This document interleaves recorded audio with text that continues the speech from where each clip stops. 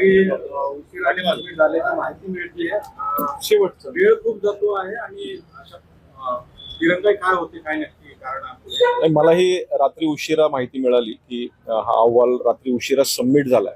मी काल माननीय मुख्यमंत्री यांची या विषयात भेट घेतली की दिरंगाई नको, लवकरात लवकर अहवाल पाहिजे. काल रुपालाताई चाकणकर सुद्धा यांनी प्रेस घेतली, त्यातही त्यांनी सांगितलं की दिरंगाई होणार नाही.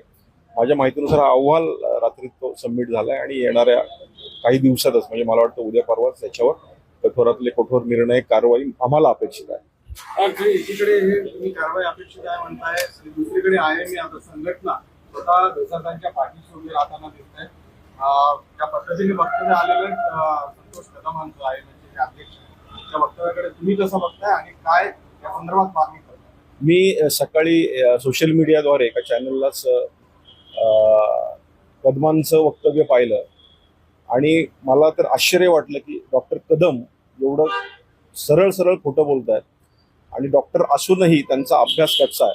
कारण त्यांनी असं म्हटलंय की डॉक्टर घैसास यांनी त्या ठिकाणी इस्टिमेट दिलं, पण 10 लाख रुपये डिपॉझिटची पावती त्यांनी दिलेली आहे.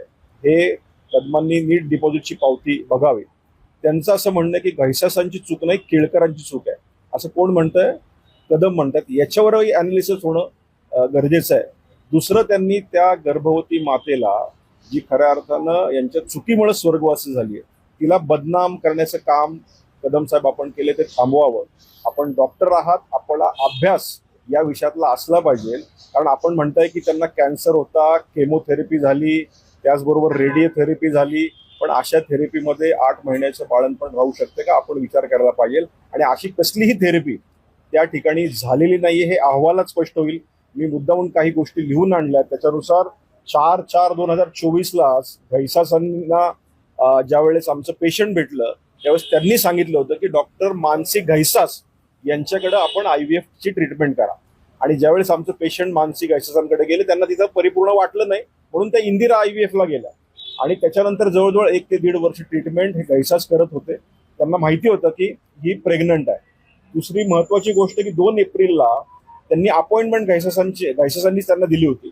15 मार्च 2025 त्यांनी घैसासांची भेट घेतली आणि भेटी दरम्यान त्यांना कळलं की ही जी ट्रीटमेंट आहे ही इंदिरा IVF ला घेतली आहे, त्या मानसी घैसासांकडे घेतली नाही. आणि म्हणून ते खऱ्या अर्थानं पूर्वगृह दूषित त्यांनी त्या ठिकाणी 20 लाख मागितले, नंतर 10 लाख सांगितले आणि डिपॉझिटही लिहून दिलं. हा सगळा इतिहास आहे. मला असं वाटतं, मी मागेही म्हटलं, जर आपण सुशांत भिसे आणि घैसास यांचे जर आपण फोन रेकॉर्डिंग जर खऱ्या अर्थानं चेक केले तर दूध का दूध पाणी का पाणी होईल. आणि या ठिकाणी पेशंटला कुठल्याही प्रकारचं केमो असेल, रेडिओ असेल, ही झालेली नसताना आपण आपल्या माणसाला वाचवण्यासाठी कदम साहेब एका मातेवर जे आरोप करतायत ते आरोप करत असताना आपण विचार केला पाहिजे. आपल्याही घरात मुलगी आहे, आपल्या घरातही बायको आहे, अशा प्रकारचे आरोप आपण करता कामा नये. मी या गोष्टीचा जाहीर निषेध करतो.